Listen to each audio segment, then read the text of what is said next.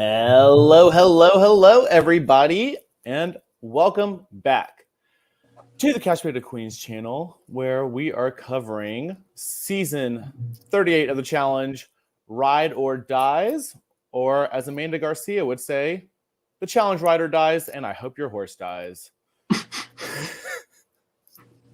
Oh, Lord. But welcome back. We had a little break last week for the American holiday known as Thanksgiving, but we are back. I am Steven, your host. Joining me today is the beautiful, the talented Doug. Oh my gosh, thank you. It's good to be back here and talking about these last two episodes, especially since Amber survived both of them, which I'm sure we will talk about. But we're getting more Amber now after the first episode. It's about damn time. It's about damn time. Yeah, thankful to be back here and ready to talk about these two episodes. Yeah, I will say episodes 7 and 8. Episode 7 definitely gave us a little more. But I have a couple things to say about that episode involving conspiracies, for one.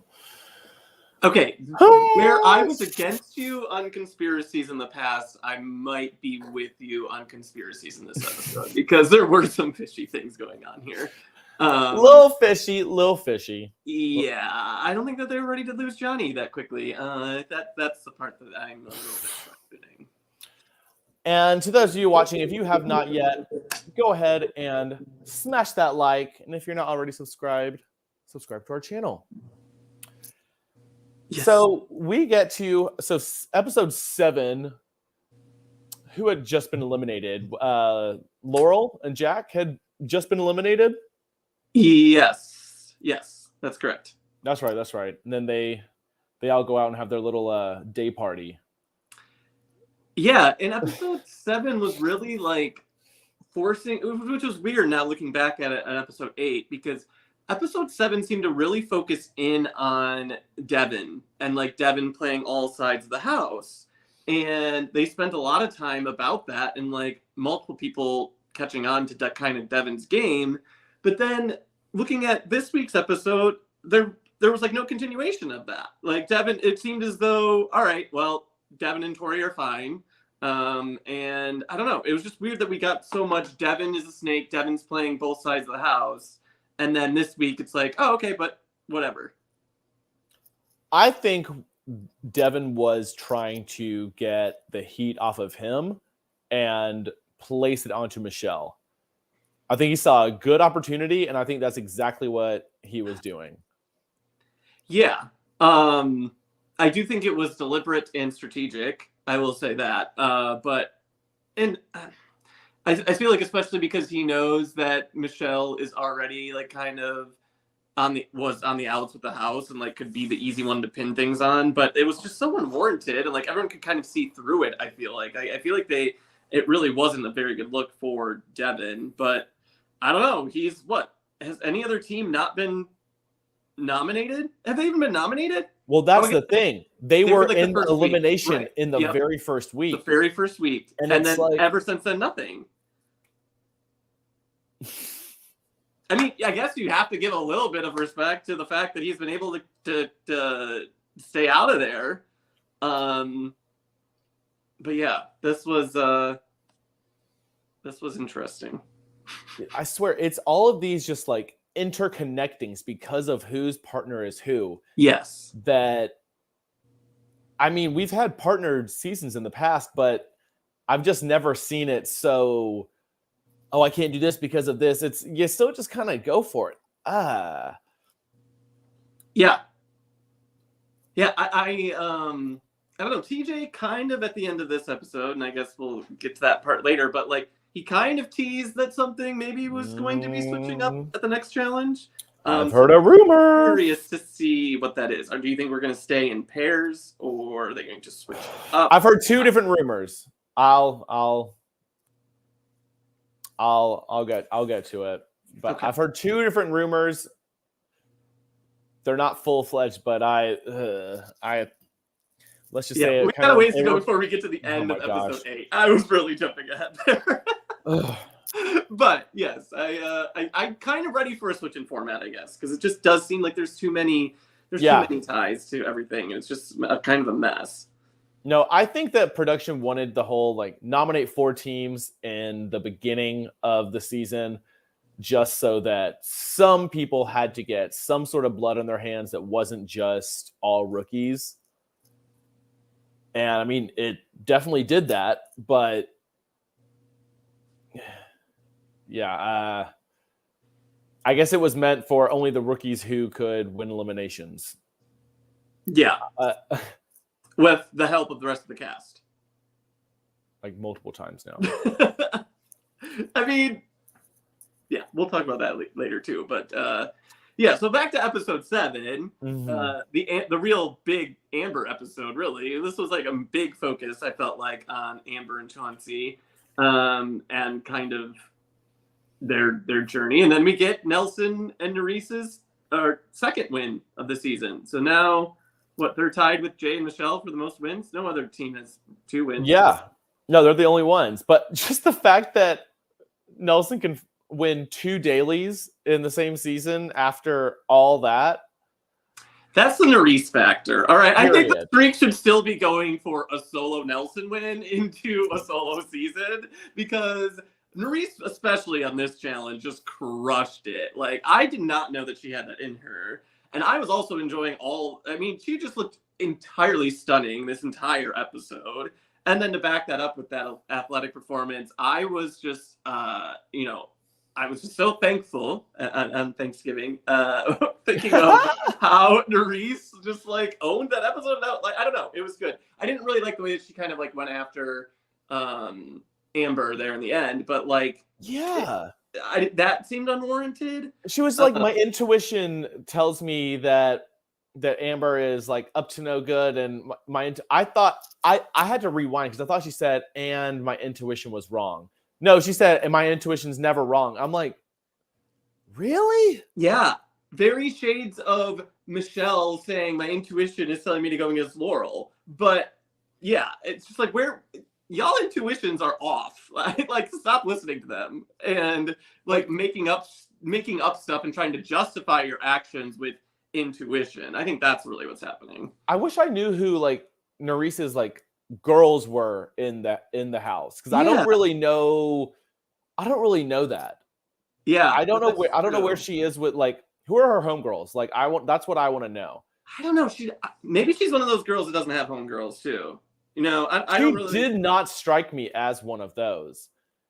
I mean, maybe it's,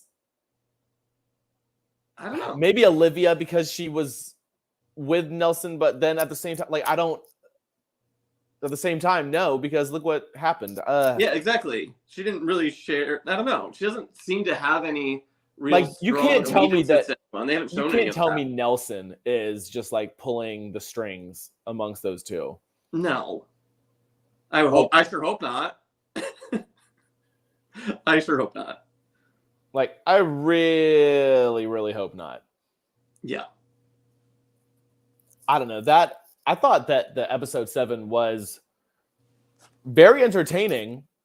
It was some of the most, I don't know, at least drawn out drama that we've had. But I do love that this whole like Devin situation, it was involving, like, that's why I think it was very deliberate, because it was involving the 2 most emotional players in the house. Right. I mean, even in episode 8, Michelle's talking about Amber saying, yeah, me and Amber are so close. I think this was, we're just both so emotional. We both, and I'm like, yeah, that's exactly accurate. Accurate. Very accurate. Here's my thing that I've realized with Michelle, and now I think I've been realizing it, but she doesn't understand the whole, this isn't a one-time situation. Like, it's not Survivor. It's not like Big Brother where you go and you are with people that you have absolutely no idea who the other person is. Like even if you're a rookie coming onto the challenge, you know that nobody is a stranger to the whole experiment of this. Right. People have done this. People know there are people who know each other. It's not all strangers. So you can't play like that. And I mean, I guess, she did play on a all-star or season, but it's different. I completely agree with you. I do think that one of Michelle's, I guess, faults is that she's very short-sighted. Like, she doesn't think, I don't think, long-term about building these relationships for future seasons and for even weeks ahead. Like, her decisions were very impromptu, I feel like. And you can get away with that in Survivor. I think Survivor, like, tribal council to tribal council, especially in the new era of Survivor, everything kind of resets on a week-to-week basis. Like, it is very much, I don't really need to necessarily, I just need to survive, and then I'll make a big splash and make a big move at the end, and then hopefully be rewarded with win. I think it's there's so much more resetting of the game that happens in Survivor, where the challenge is very continuous, even throughout the season, and then it rolls into the next season, and it rolls into the off season, and it rolls like there's just it's so much more relationship built than I think it is more, I guess, strategic gameplay. And I agree with you. I don't think Michelle really has been able to separate that and realize that she needs to use a different strategy.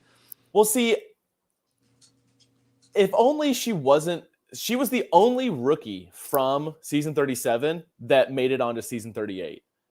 So that's why I kind of understand. I think Michaela last season was doing exactly this, playing like it's like the only time.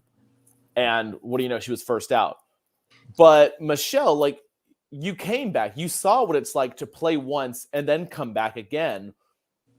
Like, your reputation does not reset for the next game. Yeah. Like, nobody ever goes in and is like, you know what? I'm playing this season completely different. I'm doing this instead. Unless they actually follow through with it. But right. the fact that you had two chances to put Bananas and Nany as like if you wanted to do this big move. Yeah, I think that she should be listening to Jay more. I think Jay had better reads on situations and was actually building relationships with people. And then Jay's fault was that he didn't stand up for that enough and defaulted to Michelle's opinion too much. Like, I think that Jay had better decisions, but he just was blinded by listening to Michelle. And then it just screwed them both over. I wasn't a fan of Challenge Jay for the last two seasons. I think they were just weird. They were weird seasons, but I like his whole, I don't know. I like his attitude, his body language. I like his messiness. Like, I like it, but I don't know where it's like it was like he was all talk, like all bark, no bite. Yeah. I think he let Michelle cloud his judgment too much, or just bowed down and listened to Michelle too much. I think he let her take charge, which we love to see a man let a woman take charge. Don't get me wrong. I mean, that more of that, please, because that is what should happen. But in this case, I do feel as though they could have maybe made a little bit better decisions, because I don't know. It's just I don't know. He was able to build relationships better than Michelle was. I mean, yeah. Absolutely. Because the only single relationship I can think that Michelle built was Amber, because she didn't have Nany like she thought.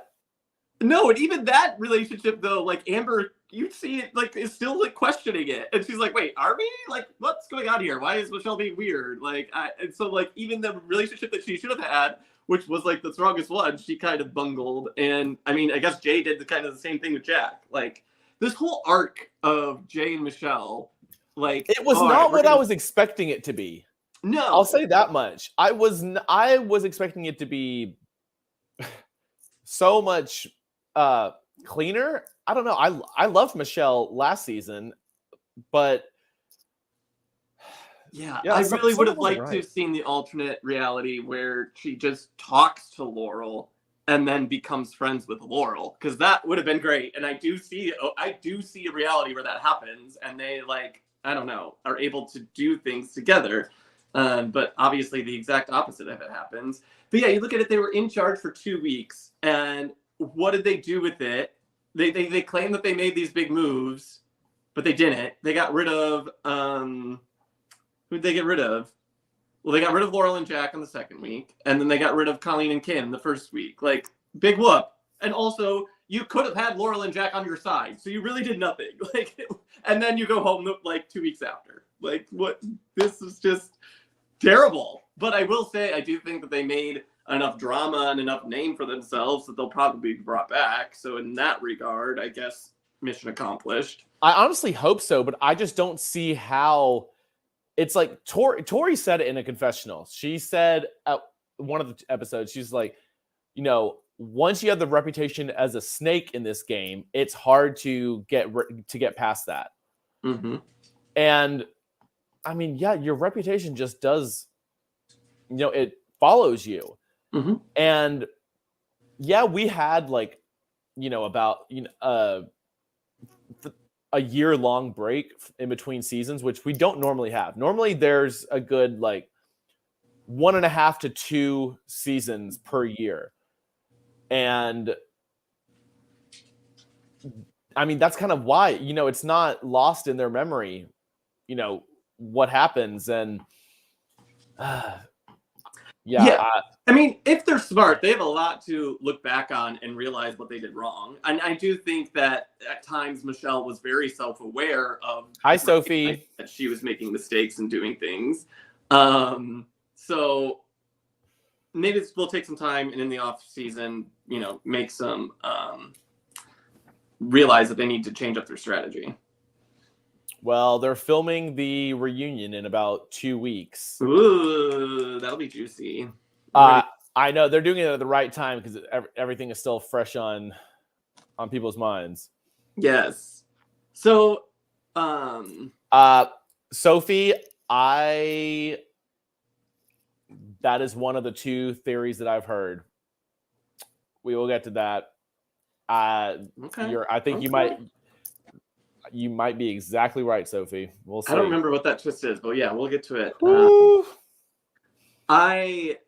What did you think of the challenge, the peeking? I think it was called Peeking Blinders in episode 7, the daily challenge. The daily?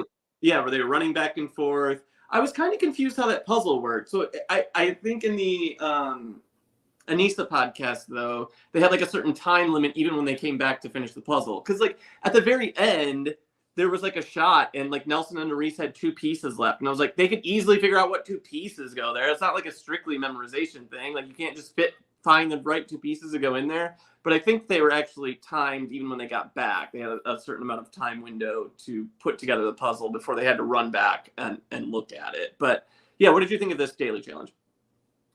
I thought it was good. I honestly, one of my just like favorite parts of it was Darrell and Veronica.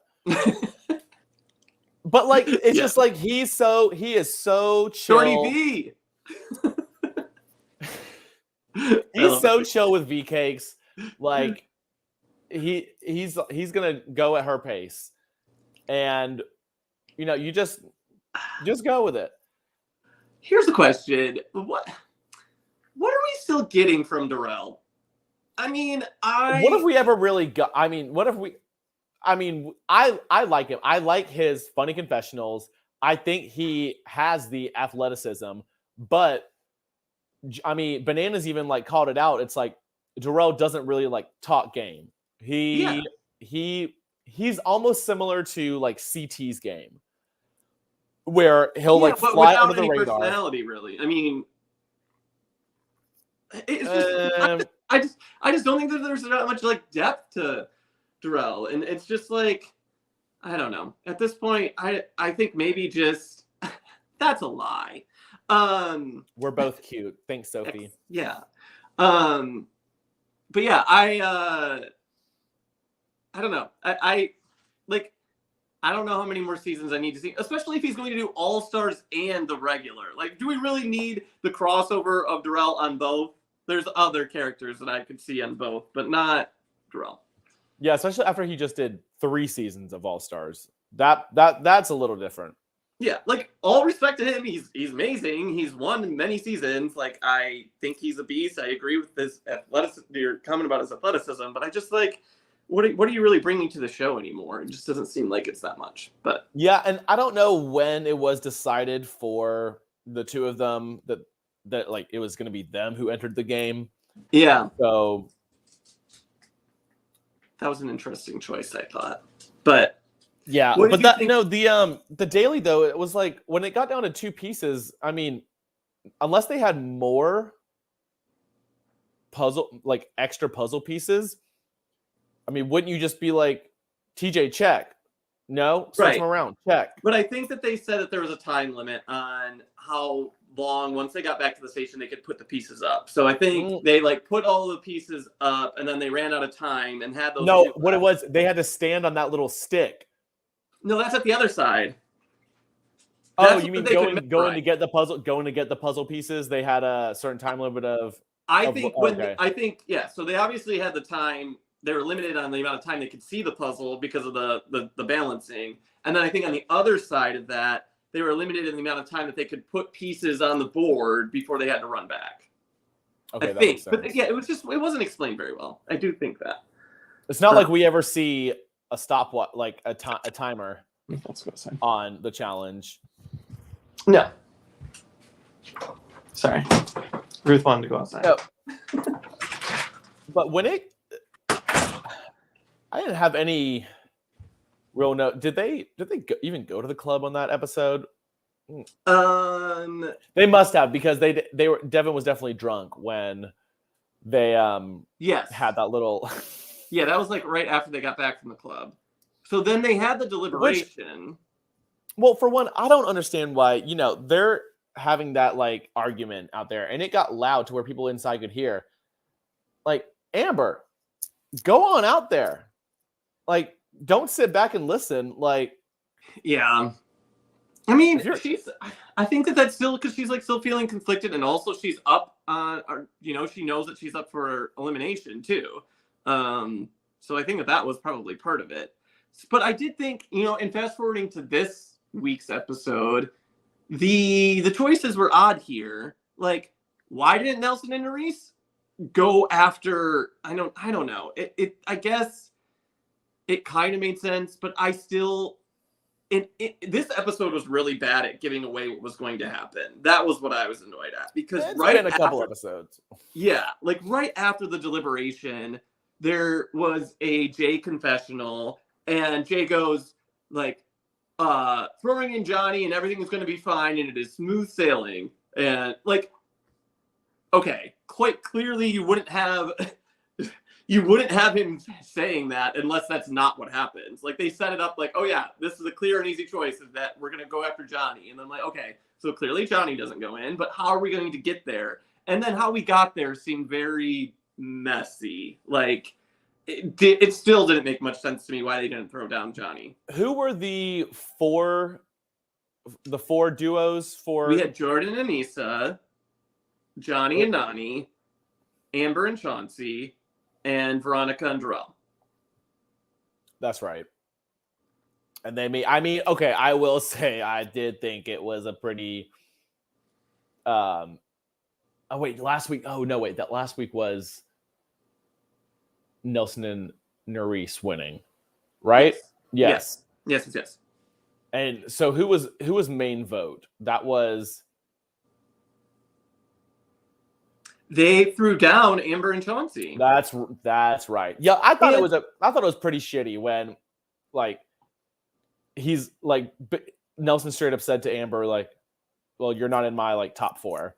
Yeah, that was really annoying. And then the whole thing where he was like going after Chauncey because Chauncey like talked to Jordan, and he was like, "Well, clearly you talking to Jordan means that you're against Jay." and then that means you're against me. So I got to go against you. Like, it just seems so construed. Like, it was just like so difficult to get to that. Like, Yeah.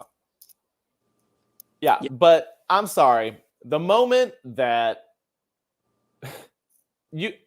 2 weeks in a row, Bananas and Nani just happened to be the first selected to pull the dagger, and it's safe on the first time.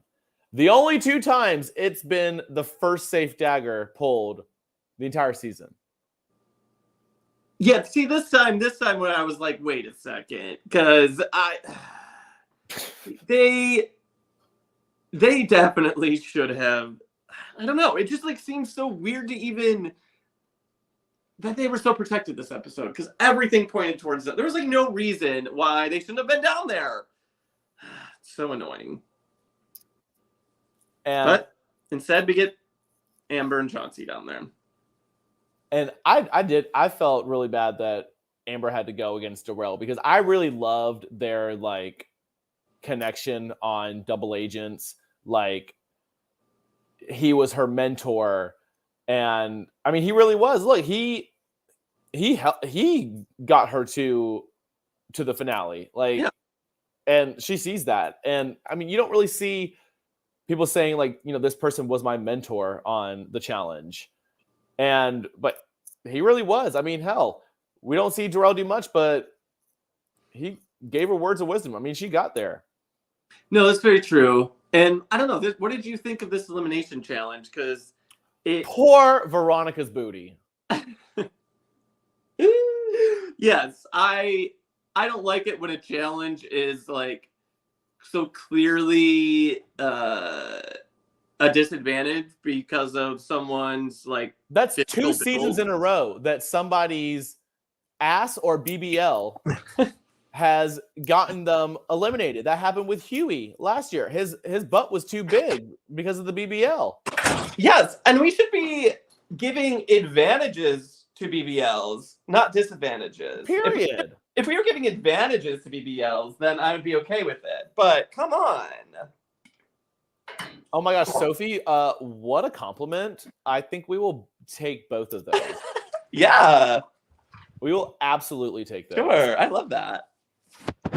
I love that.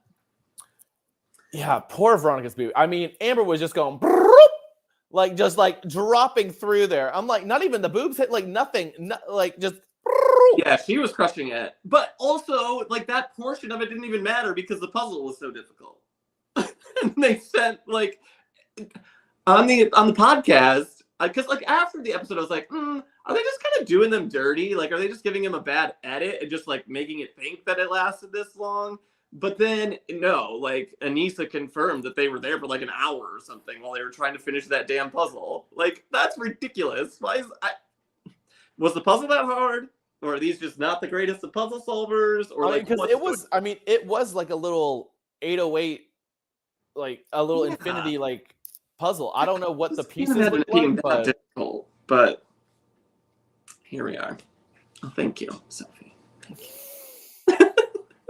Yeah, poor Veronica's booty. They shouldn't have done her like that. But the thing is, there are some people who go on the challenge and they're just like not athletic whatsoever. They just like kind of suck at whatever they're doing. But it's something about Veronica's personality where she can embrace it, and not the same way Anissa does, which gotta go back to Anissa's comment. What did she say? I'm not built for this. I'm built for comfort. You're built for comfort. I'm sorry. I don't know how you're going to defend I don't know how you're going to defend your girl on this one. Built for comfort. Anissa built for comfort Ferreira. Anissa built for comfort Ferreira. I mean, that's what I want in a partner in life, not in the challenge. Like, yeah. Sophie, I noticed that too. But oh, I did not notice that. they always do that previously on the challenge, but yeah, and they started doing it like really creatively in the last few seasons of like, I don't know, doing that opener. I think it was on the All-Star seasons they had good ones. Yeah, but honestly, whatever. good. I don't really miss it that much, I guess. But I did notice that because they already give away so much of what they set the scene so well throughout the episode and like basically lead you to where you're gonna go. Although I will say this episode I didn't really have a good grasp of who was going to win or really who was going to go in until like the challenge actually happened. So that kept it fresh a little bit. Yeah, I'll give it that ish. But I do wish that they would let us see. It's like I feel like most of the storylines we're getting told through confessionals, and we're not seeing it actually play out. I agree with that. Which I'm almost wondering if things have gone from always having like a 24-hour camera crew that's always filming everything. If they've just kind of gone more scheduled, like you're doing this day, you're doing this that day. Like you also used to be able to drink in the house. It's like, oh, you're going to be drinking this night and it's day off, this, that. Like, I don't know. We don't see most of the things that have happened. Yeah. Like, we don't see the buildup of it until the beginning of the episode. And that's when we're told the story that's happening. No, you're right. It's really weird that they've omitted a lot of things. Like like even in this episode or episode 8, I don't even remember them actually showing that conversation between Chauncey and Jordan until they showed it like as a flashback. Like, why didn't we just see? I do recall that one. They did show the actual conversation in that flashback to it? It was in the very beginning of the episode after Jordan and Anissa came back. Oh, okay. So that must be why I wasn't remembering it, because it was kind of a while ago. Then why was it such a big issue? I don't know. It just seemed like that was just so contrived to me that they were like making that into an issue of why to go after Chauncey and Amber. Yeah, it was kind of dumb too, because Nelson at one point in the season had said that Jordan was one of his like top allies. And I'm pretty sure he said in a podcast that if Jay wasn't in the house, Jordan would have been his number one. And I'm like, so if Jordan was going to be your number one, you nominate a duo because they talked to because your number one made a deal with them, and then in the next episode you nominate your number one, Jay. Yeah. No, that's not him. My bad. That's Anissa and Jordan.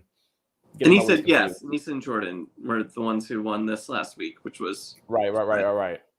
So yeah, I don't know. Was there anything else episode 7 before we move into episode 8? I think that was basically just Veronica's booty. That's all I got. Just Veronica's booty. Pour one out for Veronica's booty. You need to pour 2 out for that. And more challenges that make big booties advantage, please. We need to balance out the big booties being a disadvantage by now creating challenges where big booties are an advantage. I mean, hell, bring a drag race challenge where you got to pop balloons on the booty. I mean, we'll take that. But episode 8, I will say, seemed a little bit of almost a filler episode. I noticed it was just solely based on the screenshots that I was able to grab. It was a very confessional-based episode. Very confessional-based. And I don't know if they didn't quite have content for the week. Not Not really sure, but it was also it was an easy nomination. But yeah, it was the first week where I felt like the episode kind of dragged and was long. You know, yeah, it was the first time that I felt that too. Yeah, I was like, okay, like I know what's happening here. Let's just go, or just like show me some drama that's not the game, because you're not. I don't know. So yeah, I did feel that way. Yeah, I mean, I will highlight one part of the episode that, I mean, I think give the kudos to the man. I mean, the Johnny, is that the man? I mean, yeah. Yeah, okay. I thought that this was mostly cute. I liked the pie in the face. That was good. The little poster board with the achievements on it, that's where I draw the line. That's where I was like, come on, Nani. Like, this was just like, what is this, 5th grade? Come on. No, you know, production was like feeding that into them, into all of them, because the only reason that Johnny would be outside where everyone else would be inside, he had to have been filming a confessional. That's the only thing. And there's no way in hell any single one of them remembered exactly how many dollars he has won his entire time on the challenge, because it ended in the 20. It was like, yeah, 1 million and $20. I'm like, okay, well, yeah. And then really... the production was just like, okay, Donnie, now here's the poster board and here's a Sharpie, so please put all of these stats on this poster board for us. Like, I don't know, it just, yeah, I was kind of over it. I think it could have been better for Johnny's 40th birthday, but I did enjoy seeing him get pied in the face. I did too, but then it was also he broke the fourth wall when doing this, which you rarely see, but okay. John Bananas is looking at Fessy like, I'm Mr. Stereo Girl.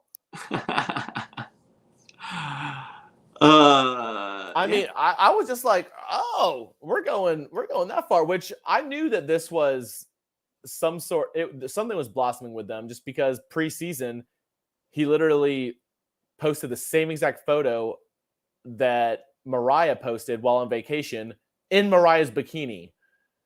Interesting. And that's when I was like, okay, something's going on. But I will say this week on Challenge Twitter, Pauly Calafiore. Oh God. His tweet was definitely okay. So get me up to speed, because I only saw the apology tweet, and I was just like, I don't even feel like going back to look at this and understand what happened here, because it's Pauly Calafiore, so I don't really care. But I did see the apology tweet, but I never saw the original tweet. So what was the original tweet? Well, he retweeted a gym photo that Mariah had tweeted, where it was just showing off her badonkadonk. Okay. And he said something let's just say he was talking about Johnny and used the shrimp emoji. Okay. And saying something along the lines of, will you girls never learn? Look at what's happened to Natalie. He said Natalie, Morgan, and 2 other names, basically saying, if you get with Johnny, you won't be on another season. I mean, Pauly's very desperate for attention, it seems, and that's all that reeks of, is I'm going to try to get myself back into the challenge sphere by inserting myself into business that's not my business. I mean, at this point, honestly, let him, because I will do whatever it takes to get Cara and Pauly back onto the show. Pauly, I didn't used to be a fan of, but the two of them together,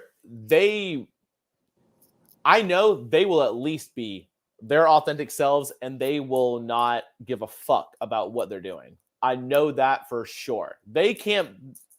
They would make good TV. I agree with that. I think they make good TV. Maybe I wonder if that's why they just won't be called back, is because production knows they cannot persuade them to do anything. Well, I think that they also know, who are they going to work with? Who's going to work with them? No one. Like, I can't picture a single team that would work with them. No one likes them. I don't know. They would find a way, and they would win their way out of elimination. I mean, yeah. I guess if it was like a pair season. I mean, this would have been the season to do it, ride or dies. But are they still together? Oh yeah. They just moved from Montana to, where do you know? Florida. Oh God. Of course they did. Of course they did. One thing I want to point out, because I was like, something looks a little different with Bananas in his confessionals at this point. It's like something's not right. And I couldn't figure it out. And then I started looking. I'm like, at this point, how many weeks have they been in there? Maybe 2-3 weeks. Yeah. We're at episode 8, and you do 2 a week. Okay, maybe a couple weeks. I'm pretty sure his Botox just kicked in about 2 weeks later, because I just got mine done about a month ago, and you can tell. I got the same eyebrow Johnny has right there.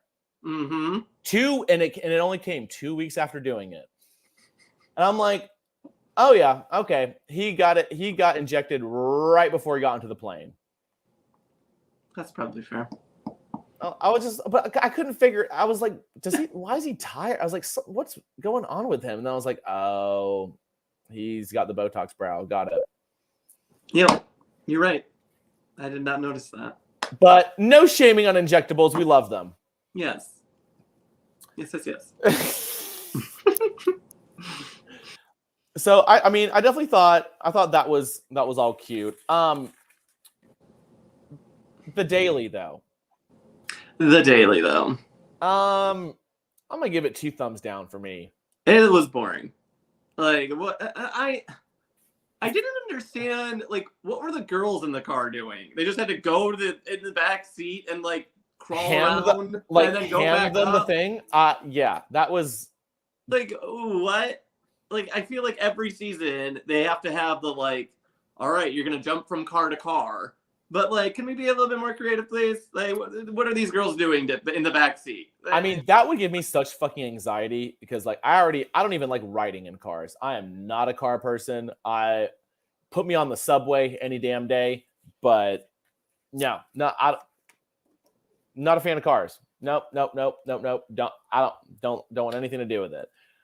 But couldn't they have done this side by side, have 4 other drivers on the other side, and have 2 pairs going at the same time? Because we did not need all of this. It was so much. At this point in the season, what are we, episode 8? You should not have to do the little, like, all right, we're going to do a montage of all the teams that sucked and aren't actually even competitive in the middle of a challenge. Like, I don't need that anymore. Yes, in like the first couple of episodes or the first few episodes, you might have to get that because you have so many people. And so you're not going to show the entire, what each team does. But for like, to be episode 8 and you have to put in a montage with like a music scene and where they're all just kind of finishing it or dropping the key or whatever. Like, come on, let's be better. Also, when are we going to get trivia? I'm surprised we haven't gotten trivia yet. I'm very surprised we haven't gotten it yet. I was almost expecting it this episode. Yeah, and I don't think that we saw. I don't remember the preview for next week. I don't know that we saw a daily for that. I don't think that if it was, there was no preview of it. I would expect it next week at this point. I mean, let's see, there's been 8 episodes, so that's been 16 people who have left. Yeah. But then three have come in. So or 4 have come in. 6 have come in. So I guess 10 pairs have. Who knows? I can't do this challenge math. That's for damn sure. Challenge math makes no sense to me. I know, but this, I mean, and especially just the not showing the time, or maybe if it would have been this was not a challenge that we need to see every single person go for. Like, there was nothing that we could see as viewers that made us understand it any more than. And also, how was this order determined? Because it sure seemed like the further that you got into the challenge, the more you could see what was the right strategy, and that did give you a little bit of an advantage. Like, this is a perfect challenge. If you're going to do this challenge, give us a little intrigue, give us a little drama, and let the last winning team pick the order. Like, I liked that. That part. That's exactly what I was thinking. That's exactly what I was thinking. The order of things it's just up in the air. Oh, you were randomly selected. Yeah, my ass. Sorry. Yeah, and honestly, I would have liked it if they would have given it to who won the last elimination. Who won exactly? Give power to who has won the last elimination. Yeah, I think that that should be for winning an elimination, you should get something from that. Yeah. And something as small as choosing the order. And I still want a penalty for getting last, because I mean, especially episode 7, it was so ridiculous because Veronica and Darrell and Anissa was walking, and it's just because there's no penalty for getting last. So what's even the point? I used to think I did not like that part of the game, but after seeing this season, I think I definitely would prefer that. Yeah, or maybe not even, maybe not if you're last, you automatically go in, but if you're last, you're one of the 4 teams that are then they choose 3. They don't need to choose 4. Yeah. Then they choose 3. Yeah. Simple as that. I agree. That was annoying. This daily challenge was annoying. Yeah. When rewatching, I fast forwarded through it. But they did choose the 4, and we have Michelle, Jay, Olivia Horacio, Nerese Nelson, Mariah, Fezzle. Yeah, what did you think of these choices? I mean, it made sense. It was the least interesting deliberation or interrogation. I mean, it just made sense. But I mean, the only thing that could have happened that I was surprised didn't was putting in Amber and Chauncey, right? Yeah. Why? But I guess, I mean, I don't know. I guess last week they did say that Jordan and Chauncey were working together, kind of. So. But Nelson and Jordan have been, apparently, working together. But maybe Jay and Nelson's relationship threw a curveball. That's the only thing I can think of. Right. I don't know. This was weird. Yeah, I thought it was really weird. But I mean, it was clear that Jay and Michelle were going to be the target, especially the way that they treated Jordan and Anissa the last few weeks. So that made sense. And again, I feel like that was one of the bonds that they could have had too. I feel like they could have worked with Jordan and Anissa more, but they obviously didn't. So this was their payback, and this is how it ended for them, which honestly has to be great, sweet revenge for Jordan and Anissa to then get power, throw in Michelle and Jay, and see them go home. But yeah. Well, we do go to my favorite scene of every episode. They go to the club. Yeah, there was a handful of things that happened. But it's just emotional meets emotional. And this whole like Amber being upset that Michelle gave her the culture. I mean, you look at the footage. I mean, she gave her it was a half-ass hug. It was a hug, but she felt her pull away. But it's like, I don't know. The moment you see your name on the board, I mean, yeah, you're gonna be emotional. It's just like on Big Brother, like people like don't really they give half hugs like when they get nominated. I mean, I don't really want to be touched, but also, what is Amber drinking in this shot? Surely not a screwdriver. That is very yellow. Like that's not orange. That is yellow. That is a very weird looking drink. Sorry, I'm just noticing details. You're not wrong. You're not like, wrong. What is that? I've never seen a drink that yellow. Yeah, you're not wrong. You're not wrong. But then we do also see finally. I've been wondering when this was going to happen, but we do see another little romance blossom. A little Jordan and Nerese with Tori just watching their every move. Yeah. What is going on with Tori? She's just all over the place. I just can't. It's just I don't know. She's so hard to root for. I don't know, but Jordan will always find him one. I mean, he's always going to find him one. All Stars, it was Naya.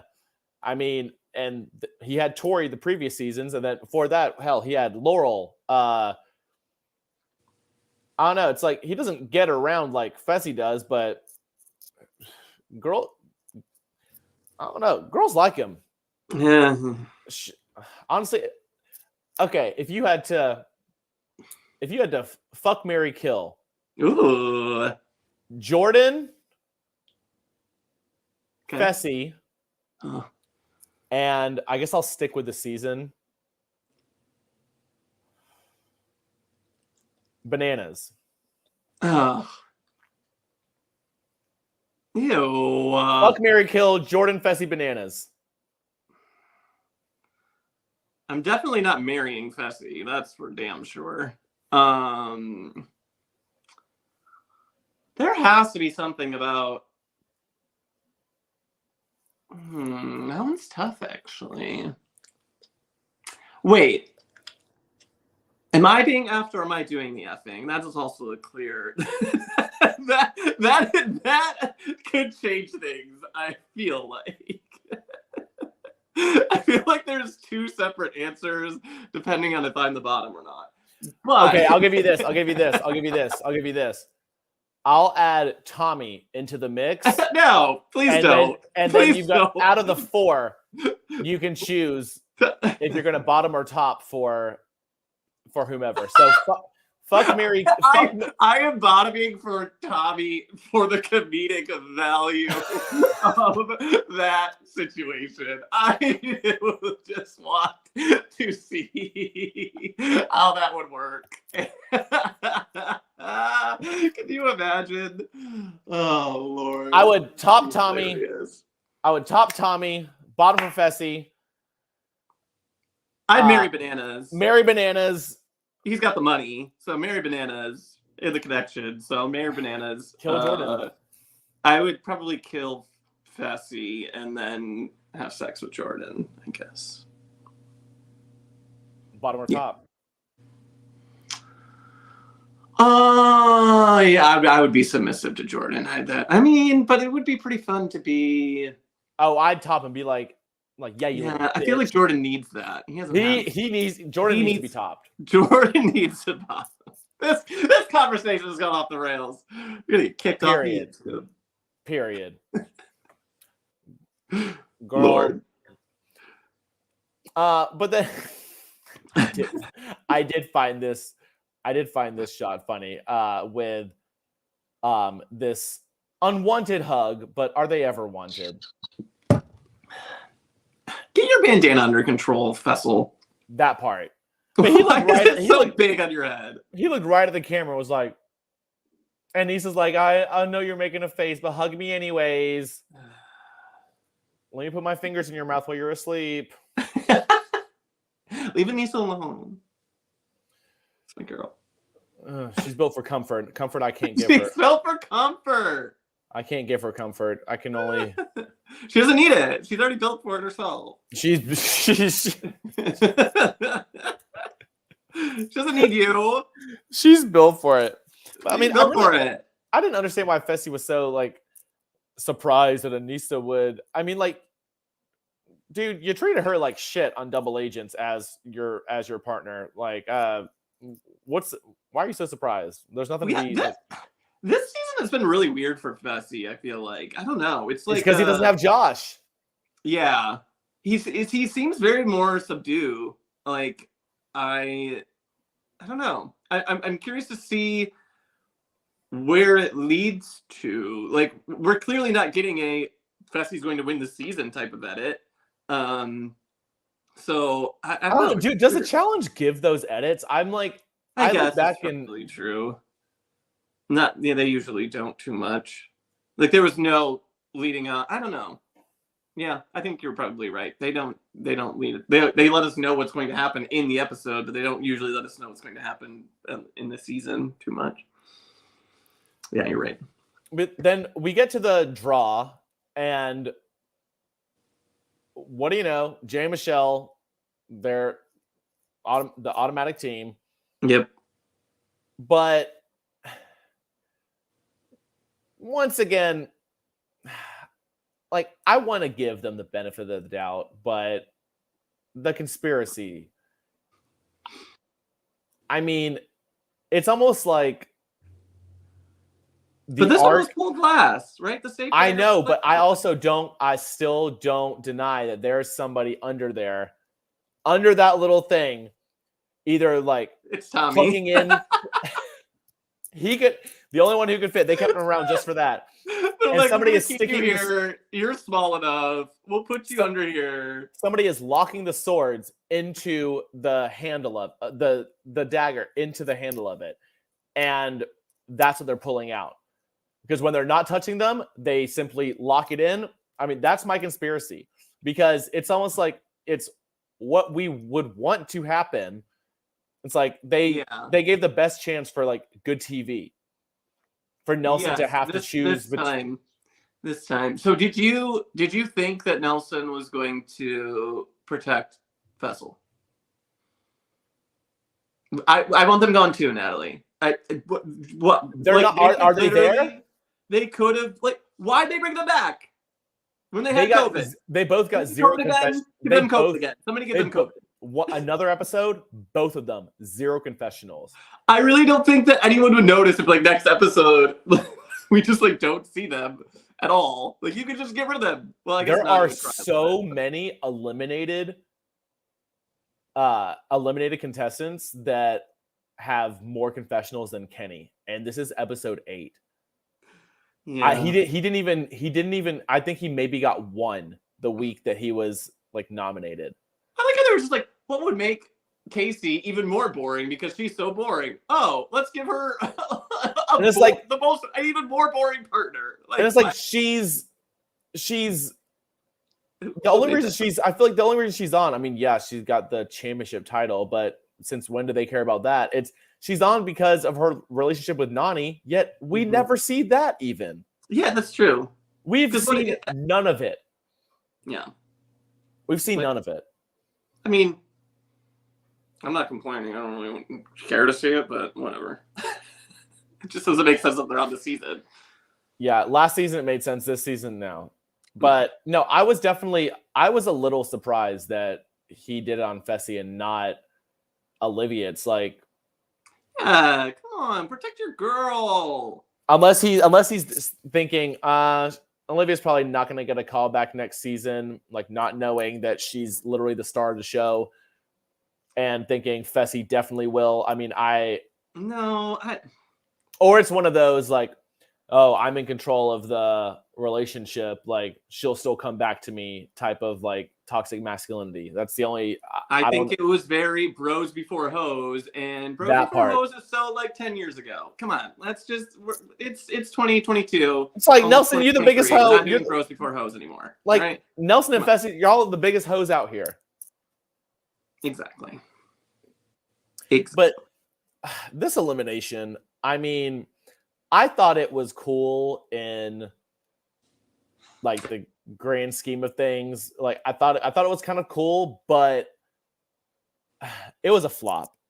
For one, I mean, it was more confessionals than it was us watching the actual elimination. That part. And I felt like you couldn't really follow along to know how close they were. Like they didn't they didn't have the right camera angles or something to really show you how well it was set up. And so that was annoying. And then I do believe that Michelle and Jay would have had the stronger strategy of knowing how to do a challenge like this than Olivia and Horacio, but they had 10 people up there telling them where to put the pieces. So I am a little, this season has made me, because like this is the second time at least when it's been so clearly influenced by the rest of the house, like the Turbo elimination, which granted I'm not upset that we lost Turbo, but like it is getting a little bit ridiculous that the house can have so much influence on the challenge. And I think I don't think that's something the challenge will ever like that will change anytime soon. But you get eliminations like the one that Colleen and Kim and Laurel and Jack were in, where the peanut gallery couldn't see their puzzle. Right. Like they couldn't see that. And then the one that Laurel and Jack and Jordan and Nisa were in, there wasn't any kind of helping they could do. Or even episode 7 with clearly no one was helping them with that puzzle because it took them so you couldn't. Yeah, there was no figuring that out from there. But also, I just feel like there's been too many eliminations with puzzles, to be quite honest. Like, get back to more physical ones. Get back to more, I don't know, like... I like pole wrestle. I prefer pole wrestle over hall brawl any fucking day. I do too. Or even the one, like the jungle gym one where they have the rope and then you have to untangle the rope. What is that called? Not so fast. Sure. Yes. Like that's a good one because it's kind of the combination of strategy and physical. Are you talking about the tug of war one that like Jordan won against Josh and War of the Worlds? No, the one where like you're connected to your teammate and you have to like crawl in and out and like make a whole mess of rope and then you have to untangle it on the other side. Yeah, some sort of like skill more so than just like straight up like puzzle. Yeah. Yeah. I don't like it when it's just too puzzly because it seems as though the dailies have gotten very puzzly too. But like, I mean, I get the whole, you need to have your social game on lock if you like, regardless of the elimination, because clearly, you have the entire house. Like if you don't have a good social game with the entire house, they are going to help the opposing team. Yeah. I mean, and that's been really like a controversial like subject kind of in the more recent years about, the peanut gallery helping. And I get it. I get that it's part of the challenge, but this was a little too much because it wasn't only just helping Olivia and Horacio, it was causing Jay not to be able to hear Michelle. It was hindering them. So I mean, and I don't think that production like accounted for that even possibly being a factor. I don't think that they like even realized that could happen. And I don't think so either. I think that the house realized, like Johnny and Jordan realized. I guess it was mostly Jordan. Realized it like as it was happening too. So I don't know. But yeah, I wasn't a big fan of this challenge. And Jay even said, like, I love Jay yelling out to Jordan, "Shut the fuck up!" But like he said in his confessional, he's like, "You talk about playing with integrity. Let the players play."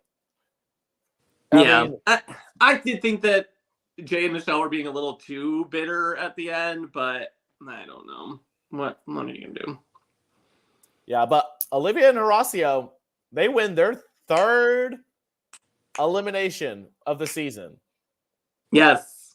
I mean, 2 of them were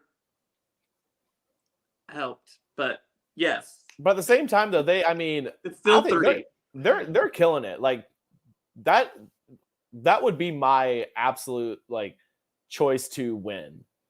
I mean, I would be. That's who I'm rooting for. That would be insane if they won this season. I don't see it happening, but that yeah, would be cool. rookie pair. Yeah. I'd say I'm rooting for them, number one, and number two, maybe either Nelson and Nerys or Casey and Kenny. They're in your top three, right? Sorry, the stream is over now. No. Where's Amber and Chauncey? I thought Amber and Chauncey are still at your top. No? Come on. I don't think Chauncey has it in him, to be honest. Yeah, they haven't really shown much of his a lot of his scene, it seems like it's I see what he's kind of doing, what Kenny is kind of doing whenever they have had their politicking talking moments, where it just kind of seems like they're trying to match the same language that their partner and or the person they're speaking with is like that language, but it doesn't really seem like they really have that much of a grasp on it. Yeah, that's probably fair. But no, I don't know. Who would you say who is your MVP of the episode? MVP of the episode. This one was a tough one because I feel like the daily wasn't even that great.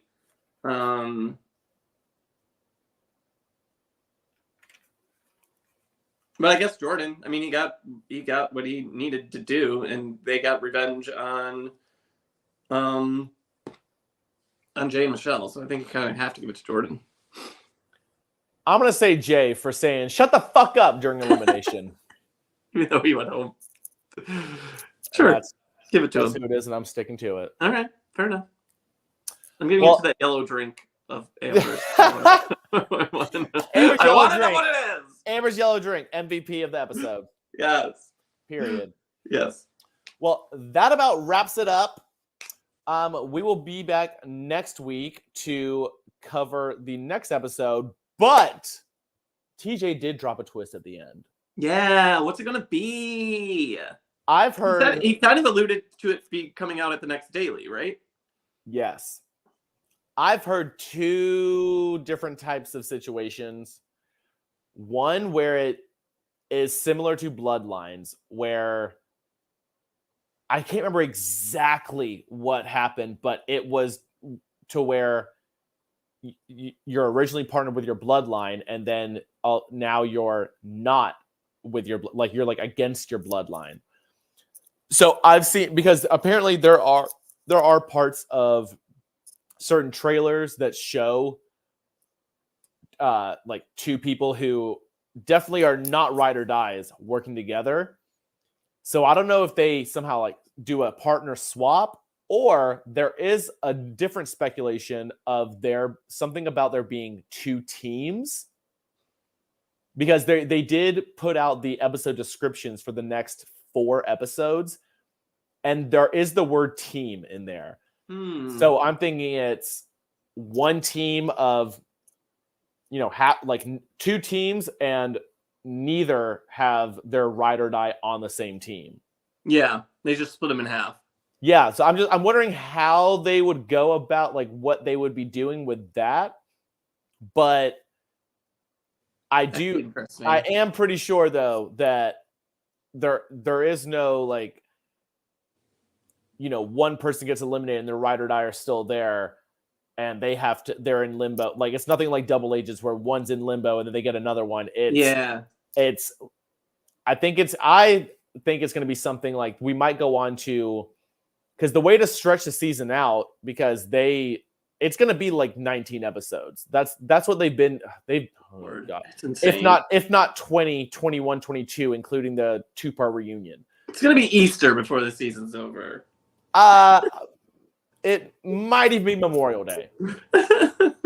But I think they're going to go back. They're going to do some sort of swap to where it's Women's Elimination Day and Men's Elimination Day. No, they can't do that because they have some teams. Oh no, wait. Yeah, I guess they could. All the teams are male, female. Well, I'm thinking it can be 2 teams, and it's almost like an individuals within those teams. And then if your ride or die is eliminated, you go with them. Yeah. That's the theory. That's what I'm speculating. Regardless, I'm ready for a little twist and shake up because this format is getting kind of stale. So yeah, I knew it was going to have to go. I knew it was going to have to go at some point because I'm like, we're not doing this for the entire time. Yeah, we're almost at the halfway point. Like, you give us something different, and I'm hoping it will be last team goes in, or last team that finishes the daily goes in.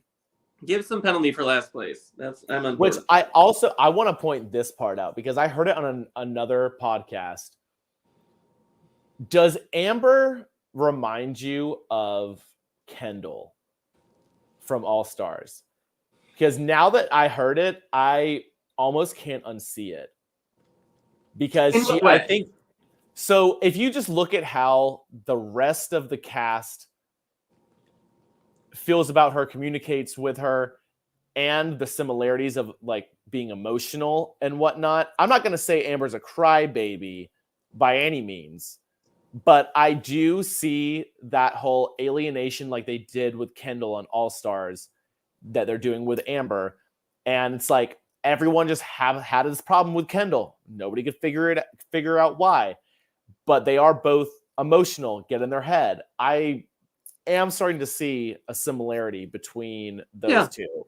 I guess I could see those similarities. I hadn't thought about that, but yeah, I can see the isolation aspect for no reason. We're all trying to figure out just where is this Amber hate train coming from? It doesn't make sense to me. Poor Amber. I know. At least he has Chelsea. Thank God for that. Yeah. But that about wraps it up. We'll be back next week. If you have not yet done so, make sure you smash that like, subscribe to our channel, and you can follow us on Twitter at CouchPotatoQWNZ and on Instagram at CouchPotatoQueens. And Doug, where can everybody find your beautiful behind? Oh, my beautiful behind is on Instagram, but my beautiful commentary is on Twitter. Beautiful commentary. DOFURG. Love that. And you can find me on Instagram at Reginald__George, the OG Mean Girl, or you can find me on Twitter at WasReallyGood1. But with that said, everybody, we will see you next week. Ta-ta for now.